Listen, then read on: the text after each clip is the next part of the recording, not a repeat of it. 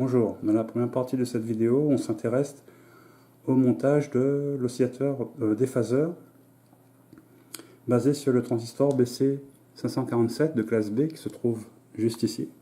Voilà, il se trouve juste là. Alors, le circuit est alimenté par une source de courant continu qui délivre 9 volts. En appareil de mesure, on a ajouté un multimètre mis sur le mode ampère-mètre sur le calibre 200 mA. On mesure actuellement 41 mA, c'est 41 mA, c'est le courant qui traverse la base, le collecteur du transistor.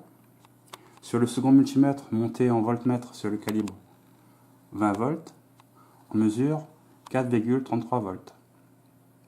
Ça, c'est l'intensité du courant entre le collecteur et l'émetteur du transistor BC547. Comme il s'agit d'un montage oscillateur déphaseur, donc à la sortie, on va donc pouvoir récupérer un signal sinusoïdal. Ce signal sinusoïdal, on l'a sur un mini oscilloscope qui se trouve juste ici. Voilà. Donc là, je vais juste changer la calibration verticale. Donc là, je me suis mis sur la calibration 0,5, ce qui donne du milieu jusqu'à la fin à peu près son nombre de carreaux, donc ça fait 1 volt, volt 5 à peu près. Donc voilà. Donc du coup, ce que je propose maintenant dans la deuxième partie, c'est qu'on va étudier un peu le schéma. A tout de suite.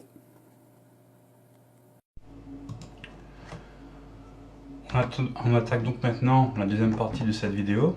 Donc voici le schéma que l'on a vu en pratique dans la première partie de cette vidéo. Donc il s'agit ici de l'oscillateur à déphasage basé sur le transistor BC547. Donc le circuit est alimenté en tension continue par une tension de 9 volts. Ici on a la masse. Le transistor BC547 de classe B. On a 1, 2, 3, 4, 5, 6 résistances. 1, 2, 3, 4, 5 condensateurs. En fait, comme il s'agit d'un oscillateur, en fait, comme tous oscillateurs, il est composé de deux parties. La première partie, il s'agit d'un amplificateur inverseur basé sur le transistor monté en émetteur commun. Donc en fait, on a ici notre transistor avec ce nœud qui représente le collecteur, ce nœud qui représente la base, et ici l'émetteur. Il existe deux mailles.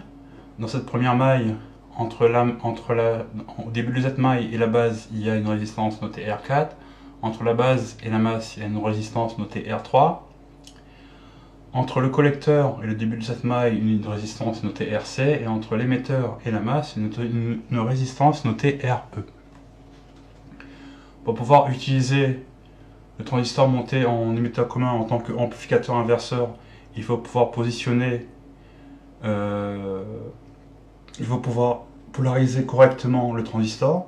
Pour cela, il faut faire deux choses, à savoir trouver l'intensité du courant et les tensions qui vont être nécessaires pour qu'il puisse jouer le rôle d'amplificateur inverseur.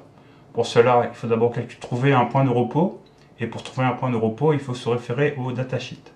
On passe maintenant. Donc voici une image que j'ai extraite des datasheets qui concernent la série des transistors BC546, BC547, BC548 et BC549. Ici, sur ce graphe, on a l'intensité qui traverse le collecteur en fonction de la tension appliquée entre C et E, si on la fait varier. Alors moi, par rapport à ce graphe, comme j'alimente mon circuit par une tension continue et constante de 9 volts, il me faut que mon point de repos soit plus ou moins situé à la moitié de cette tension, à savoir 9 divisé par 2, ce qui fait 4,5.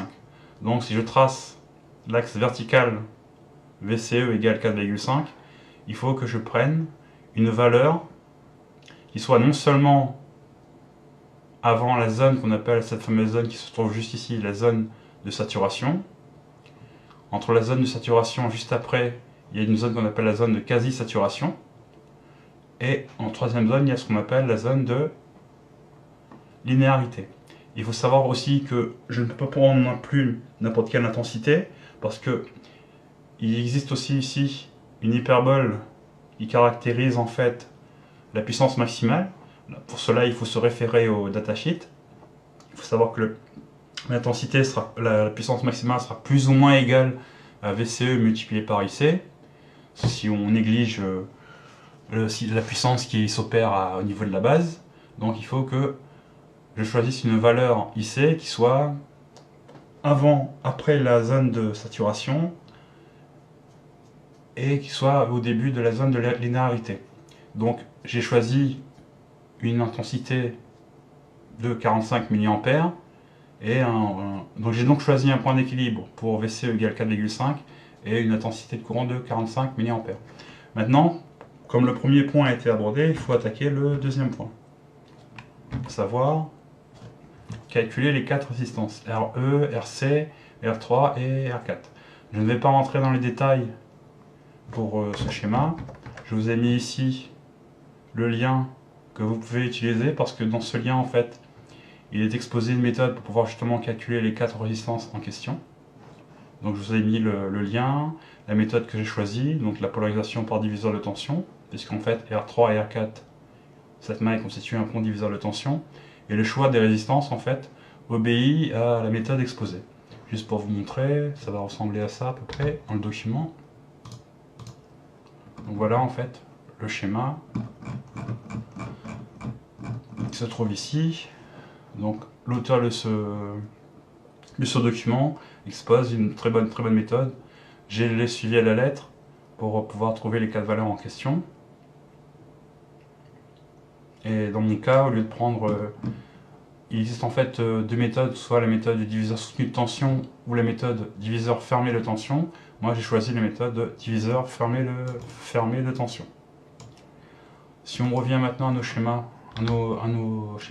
donc là on a vu, on va donc supposer que on a choisi un point de repos, on a le calcul de nos 4 résistances, donc son montage il est complet.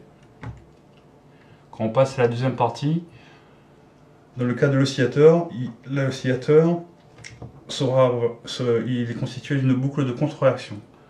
Cette boucle de contre-réaction est ce qu'on appelle un circuit de déphasage, dans lequel on a C1 égale C2 égale C3. Moi j'ai choisi 1 microfarad, en tant que valeur. Et R1 égale R2 égale R3. Et en tant que valeur, j'ai choisi 390 ohms.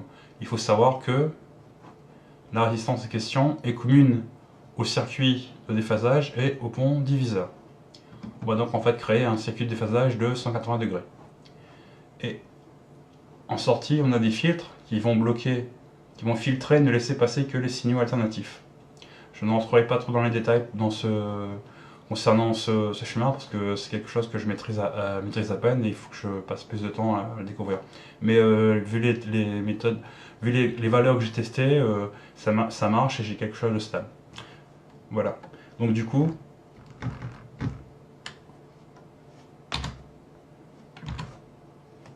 on a donc ce schéma qui est complet et qui nous permet de générer un signal sinusoïdal stable et